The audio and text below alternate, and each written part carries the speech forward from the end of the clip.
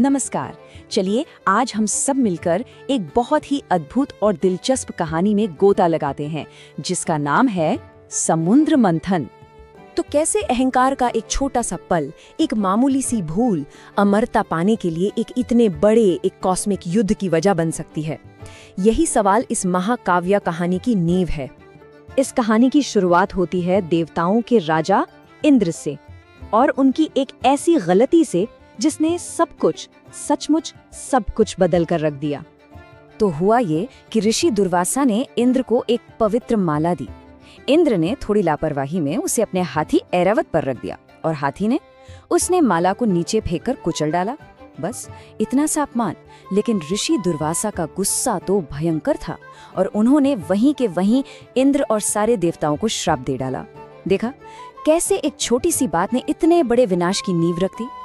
बस ये एक श्राप, और सोचिए इस एक श्राप ने ब्रह्मांड का पूरा पावर बैलेंस ही हिलाकर रख दिया। इसका असर ये हुआ कि देवताओं की सारी ताकत चली गई, उनके हथियार बेकार हो गए और वो अपने सबसे बड़े दुश्मन असुरों से हर जंग हारने लगे। जो देवता कभी अजय माने जाते थे अब वो बिल्कुल कमजोर पड़ चुके थे, एक तरह से बर्बादी के कगार पर खड़े थे। तो अब जब सब कुछ हार चुके थे, उम्मीद की कोई किरण नहीं दिख रही थी, तब सारे देवता अपनी आखिरी आस लेकर पहुंचे अल्टीमेट स्ट्रेटेजिस्ट भगवान विष्णु के पास। विष्णु ने उन्हें एक रास्ता दिखाया, एक ऐसी चीज जो उनकी खोई हुई शक्ति लौटा सकती थी, अमृत, अमर होने का पेय। लेकिन ये अमृत क्षीर सागर यानी दूध के सागर की गहराइयों में छुपा था। इसे निकालना कोई छोटा मोटा काम नहीं था, इतना बड़ा काम था कि देवता इसे अकेले कर ही नहीं सकते थे। और यहाँ कहानी एक बहुत ही दिलचस्प मोड़ लेती है। देखिए, देवताओं को तो अपनी शक्ति और अमरता वापस चाहिए थी और असुरों को उन्हें पहली बार अमर बनना था। तो विष्णु ने एक डील रखी, एक टेम्पररी अलायंस। दोनों मिलकर काम करेंगे और अमृत बराबर बांटेंगे। लेकिन इसके पीछे एक सीक्रेट प्लान भी था। विष्णु ने देवताओं से वादा किया था कि अंत में अमृत सिर्फ उन्हें ही मिलेगा और असुरों को उन्हें इसकी भनक तक नहीं थी। तो ठीक है, अलायंस हो गया, प्लान बन गया, लेकिन एक पूरे के पूरे समंदर को मथा कैसे जाए? किसी छोटे से बर्तन में तो मथनी घुमा सकते हैं, पर इतने विशाल सागर का क्या? इसके लिए इक्विपमेंट भी तो एपिक चाहिए था। तो मथनी के तौर पे इस्तेमाल हुआ मंदार पर्वत, एक पूरा का पूरा पहाड़। और रस्सी के लिए इस्तेमाल किया गया नागों के राजा वासुकी को। सोचकर देखिए क्या नजारा रहा होगा। अब काम शुरू होने से पहले ही एक और ईगो क्लैश हो गया। असुरों ने जिद पकड़ ली कि वो वासुकी का सिर वाला हिस्सा पकड़ेंगे। उन्हें लगा कि ये ज्यादा शक्तिशाली पोजीशन है। देवताओं ने बड़ी समझदारी से पूंछ वाला हिस्सा पकड़ना मान लिया। शायद उन्हें अंदाजा था कि इतने लंबे मंथन में सांप के मुंह से जहरीला धुआं भी तो निकलेगा। लेकिन जैसे ही मंथन शुरू हुआ, एक बड़ी प्रॉब्लम आ गई। इतना विशाल मंदार पर्वत समुद्र में डूबने लगा। ऐसा लगा जैसे पूरा प्लान शुरू होने से पहले ही फेल हो जाएगा। क्या अब सब खत्म हो जाएगा? और ठीक उसी वक्त जब सारी कोशिशें बेकार होती दिख रही थीं, तब हुआ एक चमत्कार। भगवान विष्णु ने अपना दूसरा अवतार लिया, कूर्म अवतार, एक विशाल कछुए का रूप। वो समुद्र की गहराइयों में उतर गए और उस विशाल पर्वत को अपनी पीठ पर उठा लिया। एक ऐसी नींव दे दी जिसे कोई हिला नहीं सकता था। चलिए अब देखते हैं कि इस इतनी बड़ी मेहनत, इस कॉस्मिक चर्निंग का नतीजा क्या निकला। पर एक बात याद रखिएगा, समुद्र से सबसे पहले कोई खजाना नहीं निकला, सबसे पहले निकला खौफ।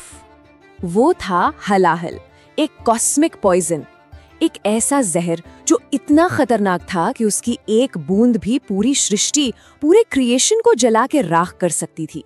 अमृत की तो बात ही छोड़ दीजिए, अब तो अस्तित्व का ही संकट आ गया था। देवता और असुर दोनों डर से कांप उठे। जब कोई रास्ता नहीं दिख रहा था, तब ब्रह्मांड को बचाने के लिए भगवान शिव आगे आए। उन्होंने एक ऐसा बलिदान दिया जिसके बारे में कोई सोच भी नहीं सकता था। उन्होंने पूरा का पूरा हलाहल विष पी लिया। लेकिन जैसे ही वो जहर उनके गले से नीचे उतरने लगा, देवी पार्वती ने उनका गला पकड़ लिया ताकि जहर पूरे शरीर में न फैले। जहर उनके गले में ही रुक गया और उनका गला नीला पड़ गया और तभी से उनका नाम पड़ा नीलकंठ, यानी नीले गले वाला। ये इस पूरी कहानी के सबसे आइकॉनिक मोमेंट्स में से एक है।